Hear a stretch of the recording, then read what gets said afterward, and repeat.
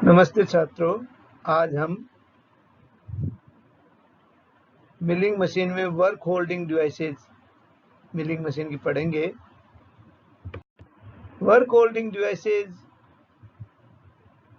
इसलिए काम में लेते हैं क्योंकि जॉब को मिलिंग ऑपरेशन अच्छी तरह से हो, इसके लिए प्रॉपरली और मजबूती से बांधना आवश्यक होता है। कई प्रकार के मेथड्स जॉब को बांधने के लिए काम में आते हैं। पहला है टी बोल्ट और क्लैंप। भारी वर्क पीसेज को या जो इरेगुलर शेप के वर्क पीसेज हैं उनको हम टी बोल्ट और क्लैंप की सहायता से टेबल पर सीधा बांध देते हैं। अलग अलग डिजाइन के क्लैंप्स अलग अलग प्रकार के कार्य के लिए काम में लेते हैं।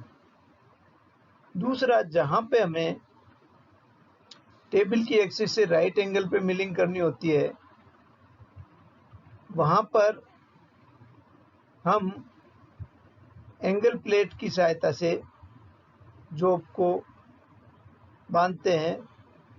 आगे की स्लाइड में हम देखेंगे कि एंगल प्लेट में किस तरह से जॉब को सपोर्ट करके बांधा जाता है।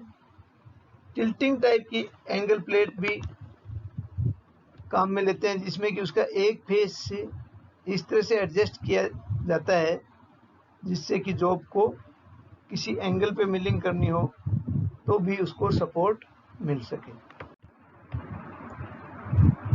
ये देखिए, टेबल के ऊपर माउंट करने के लिए हमने जॉब को स्ट्रैप क्लैंप्स और स्टॉप ब्लॉक और बोल्ट की सहायता से बांधा है। स्टॉप ब्लॉक जॉब को अलाइन करने के लिए और उसका लेटरल मूवमेंट रोकने के लिए लगाया गया है। एंगल प्लेट्स चित्र में दिखाई गई हैं और उनसे कैसे हम जॉब को बांधते हैं ये बताया गया है। देखिए, टेबल के जो स्लॉट्स हैं उसके अंदर पहले एंगल प्लेट बोल्ट के द्वारा बांध दी गई है और उसके बाद में जॉब को हम एंगल प्लेट के होल में से दूसरी तरफ सामने की तरफ से स्ट्रैप लगा के बोल्ट की सहायता से बांध सकते हैं। और उसके बाद में टेबल की एक्सिस से 90 डिग्री पे मिलिंग करनी हो, उसके लिए ये तरीका ज़्यादा सही है। वी ब्लॉक अलग अलग साइज में आते हैं और इनको हम मिलिंग मशीन, ड्रिलिंग मशीन में काम में लेते हैं। ये सामान्य तौर पे राउंड जॉब को पकड़ने के लिए काम में लेते हैं। ये देखिए, एक स्ट्रैप की सहायता से राउंड जॉब को हम कैसे बांधते हैं और उसके बाद में इसके ऊपर कीवे और स्लॉट और फ्लैट्स हम काट सकते हैं। वी ब्लॉक के नीचे एक टंग भी रहती है जो कि टेबल के टी स्लॉट में फंस जाती है और ब्लॉक के साइडवे मूवमेंट को रोकती है। ये चित्र प्लेन वाइज का है जो हम आगे वाइसेज पढ़ेंगे। प्लेन वाइज में नीचे एक बेस होता है, एक फिक्स जा है और एक मूवेबल जा है। 3 और 4 नंबर जा प्लेट्स हैं जो कि ग्रिप के लिए काम में लेते हैं। 6 नंबर स्क्रू है। 7 नंबर स्क्वायर शैंक है जिससे हम स्क्रू को घुमाकर जहाज को आगे पीछे लेते हैं। 8 नंबर गाइड है और 9 नंबर जिब। वाइसेज जो है जॉब को पकड़ने के लिए मोस्ट कॉमन अप्लायंसेज हैं। इस पर जल्दी से हम लोड और अनलोड कर सकते हैं। मेनली 3 तरह की वाइस हम मिलिंग मशीन में काम में लेते हैं, जो है प्लेन वाइस, स्वीवेल वाइस और टूल मेकर्स यूनिवर्सल वाइस। ये देखिए, प्लेन वाइस हमने अभी पहले चित्र में देखी थी, जिसके अंदर वाइस जो है सीधे मशीन टेबल पर बांध दी जाती है और वाइस के जा जो हैं टेबल के पैरेलल या राइट एंगल पे रखे जा सकते हैं। वर्क को फिक्स और मूवेबल जा के बीच में अच्छी तरह से क्लैंप किया जाता है। इरेगुलर वर्क पीस को अगर बांधना है तो उसके लिए हम स्पेशल टाइप के जा काम में लेते हैं। स्वीवेल वाइस, ये हम एंगुलर सरफेस को मिलिंग करने के लिए काम में लेते हैं। इसमें मशीन वाइस में से जॉब को हटाए बिना उसको सरफेस को एंगल पे मिलिंग करने के लिए इस तरह की वाइस को काम में लेते हैं। ये प्लेन वाइस की तरह से ही होती है, किंतु ये एक सर्कुलर बेस पे माउंटेड रहती है और इसको हम हॉरिजॉन्टल प्लेन में घुमा सकते हैं। इसका बेस टेबल के टी स्लॉट्स में फिक्स रहता है। ये देखिए वाइस है, जो प्लेन वाइस है वो इस तरह की होती है और यहाँ पे हमने इसको इसके मशीन की एक्सिस के राइट एंगल पे बांधा है।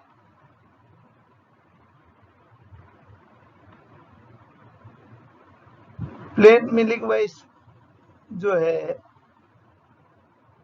जिस जॉब की पैरेलल साइड्स होती हैं उसको पकड़ने के लिए काम में लिया जाता है।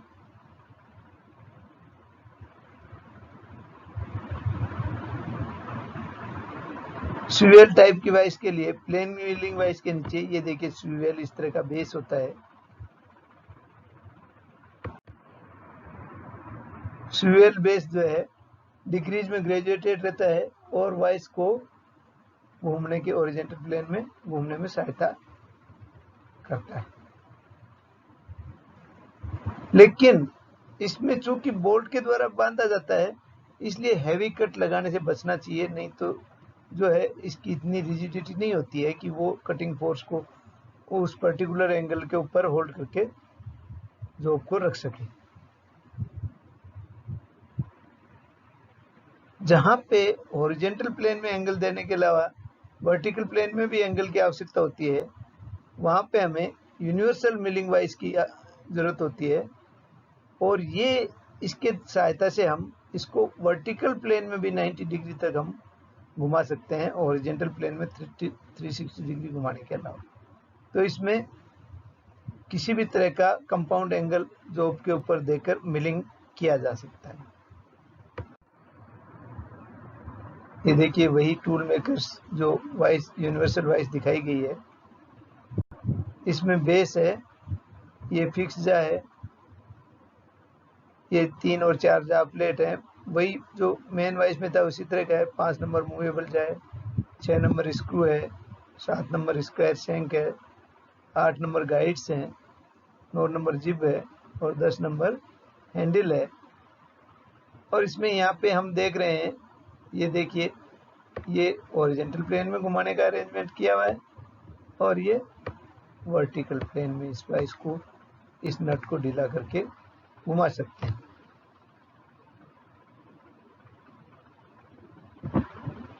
ये वाइस इतनी रिजिड नहीं होती है और लाइट कट के लिए ही सूटेबल होती है। कुछ स्पेशल फिक्सर भी जो स्पेसिफिक ऑपरेशन के लिए हम डिजाइन कर सकते हैं,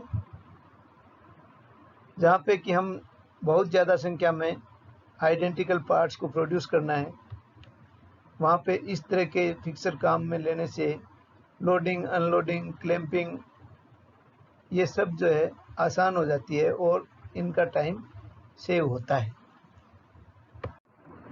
इस चित्र में जॉब को वाइस के अंदर सही तरीके से कैसे बांधा जा सकता है इसके बारे में बताया गया है। यहाँ पे देखिए जॉब को हमें सेंटर में बांधना चाहिए जिससे कि जा के ऊपर इक्वल प्रेशर पड़े, और जॉब अगर साइड में बांधेंगे तो अनइक्वल प्रेशर के कारण ढीला हो सकता है। दूसरा, जॉब को हमें बॉटम में सपोर्टेड रखना चाहिए जिससे कि फोर्सेज के कारण जॉब नीचे स्लिप नहीं हो। वो अगर सपोर्टेड नहीं है, नीचे होलो रहेगा तो ये कटिंग फोर्सेज के कारण नीचे आ सकता है। तीसरा, जॉब को ज़्यादा बाहर की तरफ ओवरहैंग नहीं करना चाहिए, जितना पॉसिबल हो सके जॉब को नीचे रखना चाहिए। अगर जॉब ओवरहैंग रहेगा बाहर की तरफ तो ये लूज होने के ज़्यादा चांस रहेंगे। जहाँ पे हाई प्रोडक्शन काम में लेते हैं वहाँ पे एयर या हाइड्रोलिकली ऑपरेटेड वाइस प्रयोग में लेते हैं।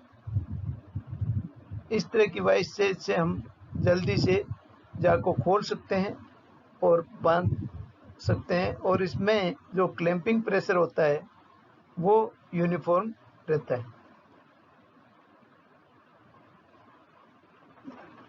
हालांकि ज़्यादातर मशीनों में हम इसे हैंडल के द्वारा ही खोलते और बंद करते हैं। जब हम प्लेन मिलिंग जो प्लेन वाइज होती है उसमें जॉब को बांधते हैं तो हमें उसको जॉब को बांधने के लिए वाइस के हैंडल को स्ट्राइक करना आवश्यक नहीं है, यानी उस पर अतिरिक्त फोर्स नहीं लगाना चाहिए। जॉब को बांधने के तरीके हमने पहले भी अभी स्लाइड्स में देखे ही हैं। तो कौन कौन सी तरह के हो सकते हैं?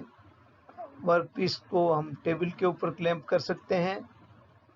टेबल पे क्लैंप करने से पहले वहाँ से डर्ट और बर्स को हटा देना चाहिए। जिन वर्क पीस में स्मूथ मशीन सरफेस होता है वो टेबल पे डायरेक्ट बांध सकते हैं।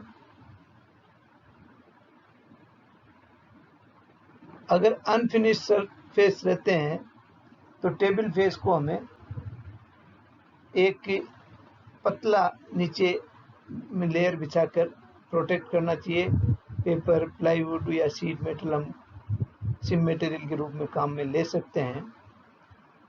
क्लैंप जो है वर्क पीस के दोनों साइड में लगाने चाहिए और अच्छा बेयरिंग सरफेस प्रोवाइड करना चाहिए।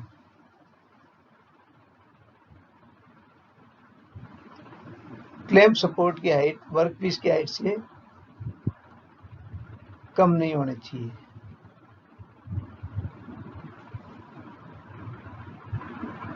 एडजस्टेबल स्टेप ब्लॉक्स भी काम में ले सकते हैं क्लैंप्स को ऊंचा करने के लिए। तो इस तरह से टेबल पे बांधने के लिए क्लैंप्स और ये सब सावधानियां रखनी चाहिए। दूसरा, हम एंगल प्लेट से वहां बांधते हैं जहां पे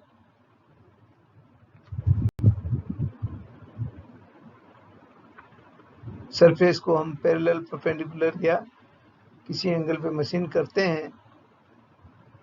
एंगल प्लेट्स एडजस्टेबल भी हो सकते हैं, नॉन एडजस्टेबल भी हो सकती हैं। वर्क पीस को फिक्सर में बांध सकते हैं जहां पे हमें बहुत ज़्यादा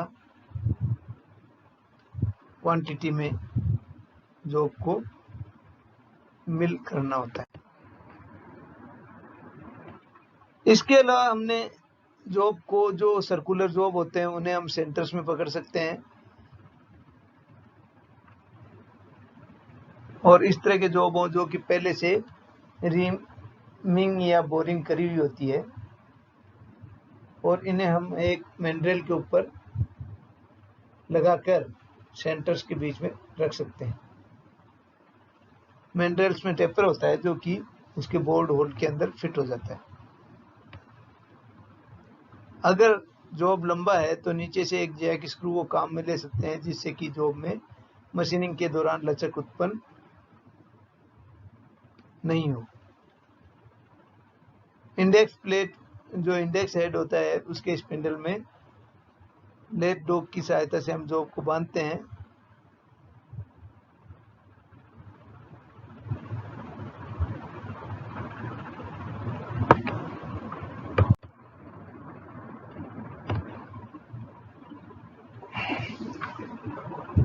जॉब को हम चक के अंदर भी पकड़ सकते हैं। इसके लिए हम चक को इंडेक्स हेड स्पिंडल में कस देते हैं।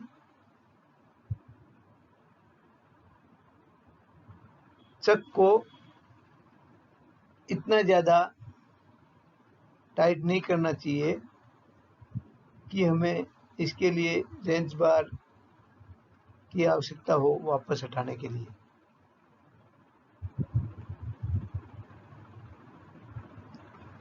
चक में जो सिलिंड्रिकल जॉब लगाए जाते हैं उन्हें हम डायल इंडिकेटर की सहायता से उसको चेक करते हैं कि उसकी एक्सिस जो है टेबल के पैरेलल हो। इस प्रकार की सावधानियां रखते हुए हम जॉब को मिलिंग ऑपरेशन के लिए बांधते हैं, और इसके लिए हम ये कई तरीके जो काम में लेते हैं उनके बारे में आज जानकारियां ली। धन्यवाद।